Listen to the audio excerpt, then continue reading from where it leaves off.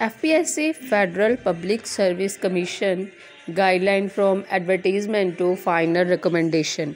ये सारे 10 स्टेप में डिफ़ाइन करती हूँ मैं अभी कि कैसे कैसे ये इनके स्टेप्स हैं जब एक एडवर्टीज़मेंट से लेके फ़ाइनल रिकमेंडेशन होती है। फर्स्ट स्टेप में नॉर्मली 2 वीक लगते हैं time period online application submit करवाने में। जब एडवर्टीज़मेंट आती है और वहाँ से लेके जो कैंडिडेट हैं अपनी एप्लीकेशन को अपलोड करते हैं ऑनलाइन, तो वो जो एप्लीकेशन का टाइम है सबमिट करवाने का वो 2 हफ्ते होते हैं, मतलब 14 दिन।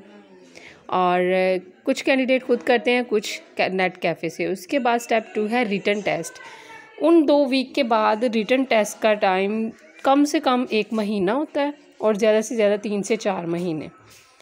और अगर पहले 15 दिन है, अगर 1 महीना है तो वो फिर 1.5 महीना हो जाएगा। 3 या 4 महीने होंगे, 3.5 महीने या 4.5 महीने हो जाएंगे क्लोजिंग डेट एडवर्टीज़मेंट के बाद, एडवर्टीज़मेंट से लेके तो तब तक रिटन टेस्ट तक।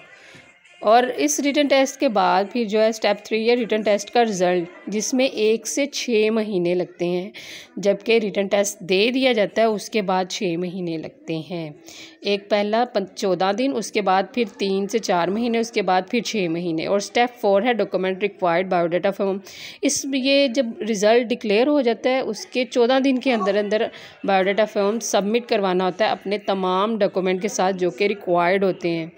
और इसमें पहले 14 दिन, फिर 1 से 3 या 4 मंथ, फिर उसके बाद 6 मंथ, उसके बाद फिर 14 दिन। और अब स्टेप 5 है स्क्रूटनी ऑफ डॉक्यूमेंट। जो हमने डॉक्यूमेंट जमा करवाए होते हैं उनको स्क्रूटनाइज़ किया जाता है, जिसमें कि 6 महीने लगते हैं depending on the case and number of candidate.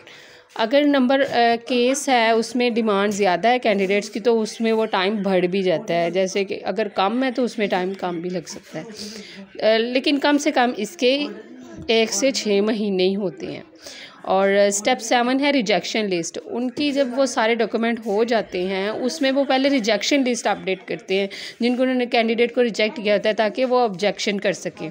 Step 8 है कि उस ऑब्जेक्शन को रिजॉल्व करना। 9 है फाइनल इंटरव्यू की लिस्ट, जो है कि इंटरव्यू किन किन कैंडिडेट का होगा उसके लिए। और 10 है फाइनल रिकमेंडेशन, जॉब लेटर देना जो उन्होंने रिकमेंड किए होते हैं कैंडिडेट्स, जिनको वो चुन लेते हैं उस सीट के लिए जिसके लिए वो अप्लाई करते हैं, जिसमें से वो पहले रिटन टेस्ट क्वालिफाई करते हैं, फिर वो अपने बायोडाटा फॉर्म और सारे डॉक्यूमेंट और एंड पे रिकमेंडेशन